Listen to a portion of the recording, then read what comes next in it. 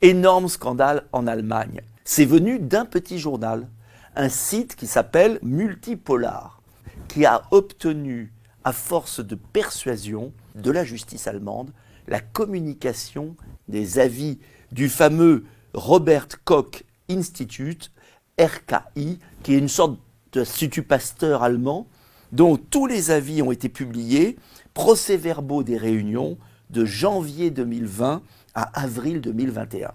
1000 pages. 1000 pages qui ont entraîné un scandale dans toute la presse allemande, dans toutes les télévisions allemandes. On apprend d'abord que le 19 mars 2020, l'Institut Robert Koch écrit « Les lockdowns, c'est-à-dire les confinements, ont des conséquences plus graves que le Covid ». C'est-à-dire que l'Institut explique au gouvernement qu'il ne faut surtout pas confiner. Ah oui, mais le gouvernement va confiner. Et puis ensuite, le 30 octobre 2020, il y a un avis sur les fameux masques FFP2. Et ils disent quelque chose de bon sens, ils disent les masques FFP2 peuvent être utiles s'ils sont mis correctement et il ne faut surtout pas les généraliser. Parce que ça ne sert à rien. Et oui, ils écrivent ça. Et pourtant, les masques ont été généralisés en Allemagne. Et puis, beaucoup plus grave, le 8 janvier 2021, ils écrivent « Le vaccin AstraZeneca n'est pas fiable ». Et ils suggèrent d'imposer des restrictions à sa diffusion. Eh bien non. Vous pensez ? 2 mois plus tard seulement, début mars, la Commission permanente pour les vaccinations recommande le vaccin pour tous les groupes d'âge et fait référence à de nouvelles connaissances issues d'études. Curieux. Et puis, le plus grave, c'est le 5 mars 2021. Alors le 5 mars 2021, l'Institut dit qu'il n'est pas justifiable et pas judicieux d'un point de vue technique d'accorder des privilèges à ceux qui sont vaccinés. Parce qu'en fait, en Allemagne, qu'est-ce qui s'est passé ? Il y a eu un confinement parfois moins rude, mais il y a eu surtout, pour ceux qui n'étaient pas vaccinés, un véritable confinement. Ils n'avaient le droit de quasiment rien faire. Pas d'accès au commerce non essentiel, pas accès aux restaurants, pas accès aux lieux de culture, pas accès aux lieux de loisirs. C'était en décembre 2021. Décembre 2021. Et bien pourtant, en mars 2021, l'Institut avait dit ce que tout le monde savait, que le vaccin n'empêchait pas la transmission. Que vous étiez vacciné pour vous, éventuellement, pour ne pas avoir des effets graves du Covid, mais pas du tout pour empêcher de transmettre.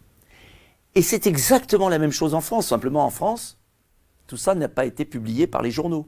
Mais ce qui est intéressant en Allemagne, c'est que la presse allemande, une vraie presse, alors vous pouvez, pour ceux qui parlent allemand, retrouver, on va vous envoyer le lien, on va mettre le lien.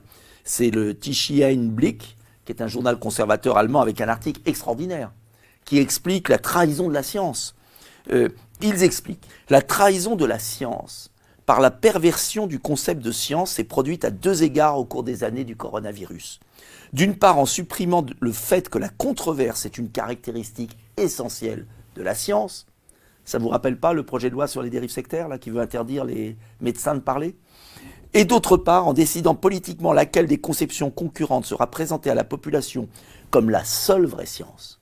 Voilà ce qu'ils ont fait. Et il ajoute que certains scientifiques, ce plateau qu'on a vu à la télé, aient accepté de donner une apparence scientifique aux mises en scène du gouvernement. Aux mises en scène du gouvernement. Et ce qui est très intéressant, c'est qu'ils expliquent que la justice allemande a trompé les Allemands. Ils expliquent que les médias allemands ont déshonoré la presse. Mais les médias allemands ont le courage de reconnaître leurs fautes aujourd'hui. Tandis que les médias français ne le font pas. Et ils demandent une commission d'enquête parlementaire et extra-parlementaire. Ils demandent des conséquences pénales pour traduire en justice ces criminels. Oui. Et il ajoute, celui qui avait des yeux pour voir, pouvait voir. Vous voyez ce que ça veut dire ? Alors je vous renvoie à cet article extraordinaire. Et puis il n'y a pas que ce journal, parce que vous pourriez dire, ce journal est un journal qui est d'accord avec M. Dupont-Aignan, alors il prend ce journal. Mais non, il y a la chaîne, la deuxième chaîne de télévision allemande, qui est plutôt pro-gouvernementale, et qui raconte cette histoire, cette divulgation de ce scandale, de ce mensonge d'État. Ce mensonge d'État, il a existé en Allemagne. Et surtout, la presse allemande s'interroge pour savoir, mais comment se fait-il que les vrais scientifiques aient donné des avis à un gouvernement et que des personnalités qui n'apparaissent pas au compte-rendu aient influencé le gouvernement. Quelles personnalités? Pour servir quels intérêts financiers?